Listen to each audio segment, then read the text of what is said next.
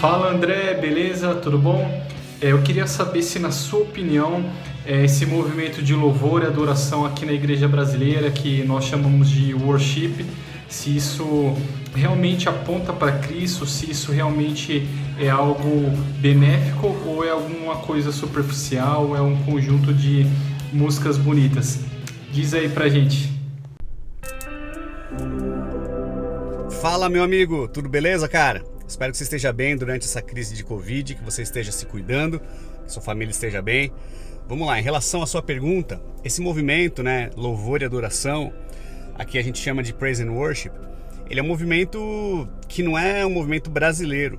A gente tem que lembrar que a igreja evangélica brasileira, ela teve início depois que missionários americanos, europeus, iniciaram esse trabalho no Brasil e trouxeram junto com eles a sua cultura, os seus costumes, as suas práticas. Então, aquele inário antigo, cantor cristão, eu lembro que meu pai gostava muito, meu avô gostava bastante na época, que eram traduções dos cânticos escritos no passado, e as pessoas se apegavam muito a isso. Eu lembro que quando começou esse negócio de levar bateria para a igreja, as pessoas começaram a se escandalizar. Você tá simplesmente dando palco pra gente maluca, certo? Você tá dando palco pra doido.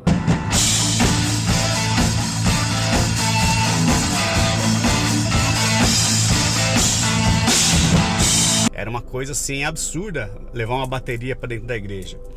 Mas aconteceu. Você vê que o movimento louvor e adoração, o que ele significa?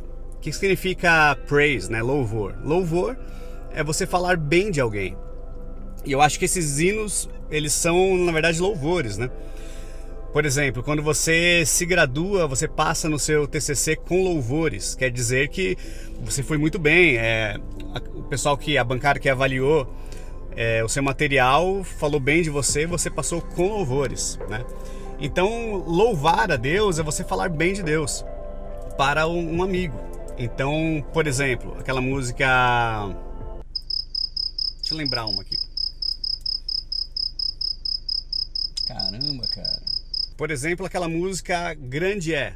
Grande é o Senhor, grande é o Senhor. Tuas grandes obras não têm fim, seus olhos estão sobre mim. Isso aí, você está falando bem de Deus, Grandes são as obras de Deus, você está louvando o nome dele.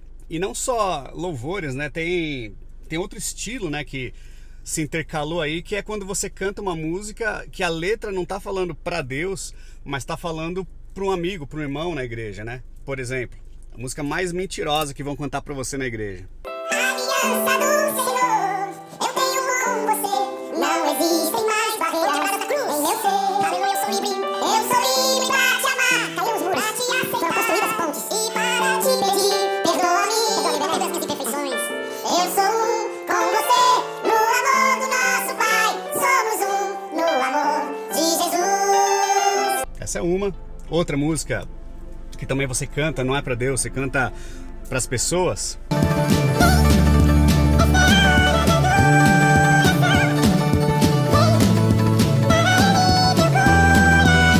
Essa música aí, você está falando pro povo, vem, essa é a hora de adorar a Deus. Nesse tipo de música você não está cantando para Deus, você está cantando para o seu próximo.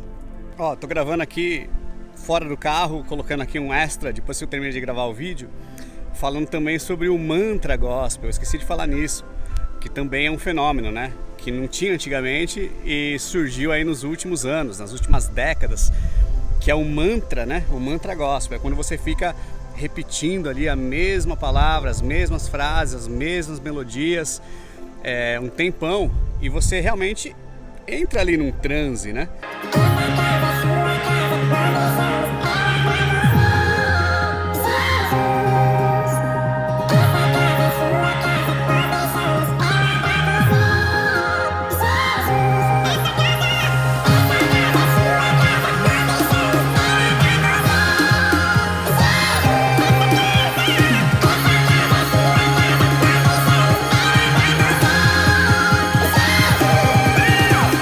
E essa técnica, ela é utilizada, por várias doutrinas diferentes, religiões diferentes, e a igreja evangélica aderiu a isso mais tarde.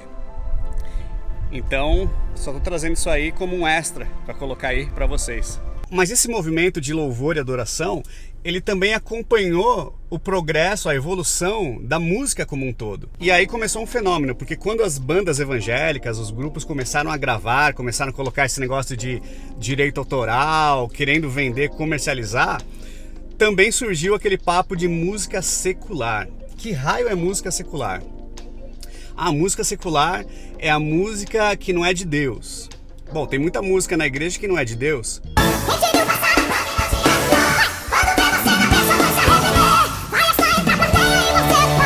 Então tudo depende da pessoa que está escrevendo. E aí começou aquele papo de Deus me deu essa música. E Deus não deu essa música você escreveu, né? Você escreveu de acordo com aquilo que você aprendeu, com aquilo que você escutou por aí. Os acordes, as progressões de acordes, melodias, modos gregos, harmonia. E muita música gospel que vocês cantam nas igrejas hoje foram inspiradas em músicas seculares, né? Músicas que não são evangélicas. Vou colocar algumas aí para vocês verem. Mas Deus,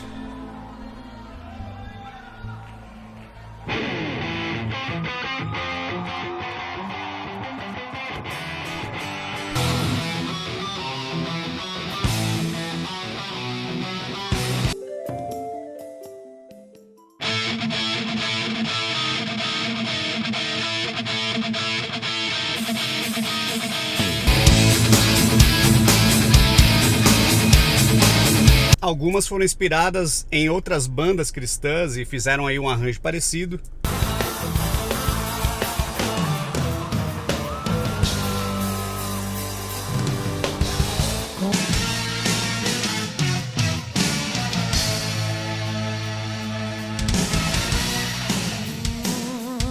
Mas voltando ao papo de música secular, eu lembro que quando eu pastoreava, eu era muito atacado porque eu não proibia música secular. E eu não falava que escutar música secular é pecado, porque não faz nenhum sentido. Por exemplo, quando alguém vem falar pra você assim que música secular é pecado, pergunta pra pessoa o seguinte: o hino nacional brasileiro é música? É música.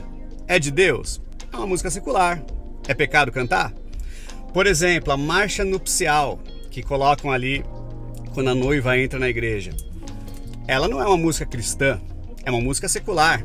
É pecado tocar enquanto o noivo e a noiva estão entrando? Por exemplo, a vinheta do plantão da Globo, é pecado você escutar? Porque, meu amigo, se for pecado escutar música secular, você não pode nem assistir um filme, porque um filme, né, que tem ali 2 horas de duração, ele tem 2 horas de trilha sonora secular, que a pessoa está escutando. Netflix, YouTube, tudo tem música secular. Então, se você vier falar para mim que música secular é pecado, primeiro que você não tem base bíblica, e segundo que você que fala que é pecado também escuta. Ah, tem um ponto interessante que eu não falei. Algumas bandas começam a se tornar mais aceitas no meio evangélico, o estilo musical. Então, a princípio, o rock ele era tido um pouco com preconceito, né? As pessoas tinham preconceito com o rock. Oficina G3 veio, quebrou um pouco disso, o Resgate, Fruto Sagrado, essas bandas todas aí. Mas para trazer dentro da igreja, pro momento ali que eles chamam de momento de adoração, um rock, eu lembro que quando o U2, o Coldplay começaram a ficar populares, né? O Hillsong pegou um pouco da vibe deles. E aí depois as bandas brasileiras e os grupos de louvor começaram a colocar também arranjos muito parecidos. Então aí você vem me falar que foi inspirado por Deus? Pode ser que alguma letra tenha sido inspirada por um versículo bíblico, por uma experiência, mas você não pode falar assim que aquela música Deus escreveu ou Deus deixou de escrever. Toda música que a gente canta aqui na Terra, fomos nós que escrevemos, fomos nós que criamos. Agora vamos lá, o conceito da adoração, porque louvor é você falar bem de alguém. E adoração é um conceito muito mais profundo, porque adoração tem muito mais a ver com o coração do que qualquer outra coisa. Perguntaram para Jesus qual era o lugar que Deus deveria ser adorado, e Jesus traz uma lição ali muito interessante. Ele fala que não é o lugar, é o coração, é adorar a Deus em espírito e em verdade. Então, adorar a Deus em espírito e verdade é algo que não depende da música. Você pode adorar a Deus em espírito e em verdade, você deve adorar a Deus em espírito e em verdade com a sua vida. Eu enxergo que um dos problemas que as pessoas têm hoje em dia em relação a Deus, a maneira como elas enxergam a Deus, é a questão de falar que Deus é uma pessoa. Acontece que Deus não é um ser humano, mas ele tem personalidade. E a gente tenta comparar os nossos sentimentos com os sentimentos de Deus. E Deus não é nada vaidoso. Você pensar que Deus está assim lá no céu, olhando para baixo, e aí vai todo mundo na igreja no domingo, ele fala, agora sim, esse é o meu momento, vai lá. Aí você fica cantando, aê Deus, você é o cara, você é bom, você é grande. Ele fica lá, né? Sou mesmo. Como se ele precisasse disso. Não que você não possa adorar a Deus dessa forma, mas você falar que é exatamente isso que significa que é a plena adoração a Deus, a forma mais correta de adorar, não é verdade. Você acha que Deus se agrada mais quando você canta uma musiquinha para Ele, ou quando você ajuda os pobres, por exemplo, ou quando você cuida bem do seu filho, da sua filha, ou quando você ajuda um necessitado. Por isso que a Bíblia resume tudo, né? Toda a lei, todo o Velho Testamento, enfim, tudo que você pode ter como lei, como aquilo que você deve viver para Deus, resume em duas coisas. Adorar a Deus, amá-lo, né, de todo o coração, com todas as suas forças. E o segundo, amar ao próximo como a ti mesmo, que é bem complicado. Amar como você ama a si mesmo. Mas Jesus falou que aquele que consegue cumprir esses dois pontos, cumpriu toda a lei. E outra coisa que eu lembrei que também é engraçada, é que a mesma galera que fala assim, Deus me deu essa música, é aquela que vai querer cobrar direitos autorais, dizendo, não, eu escrevi essa música, esse dinheiro é meu. Aí eu penso naquele versículo bíblico, né? O que de graça recebeste. Enfim, tem muita coisa que não faz sentido. Agora, se o movimento é benéfico ou não, eu acho que depende. Eu acho que é bem legal quando você vai na igreja, você pode cantar para Deus. Agora, a parte que não é benéfica é que algumas pessoas acham que a vida de adoração se resume a isso. E passam então a formar as suas comunidades, as suas igrejas, com base naquilo que as pessoas gostam de escutar. E aí entra esse negócio, você vai na igreja, eu não gostei da música. Mas quem teria que gostar, teoricamente, daquele louvor, daquela adoração ali? É Deus ou é você?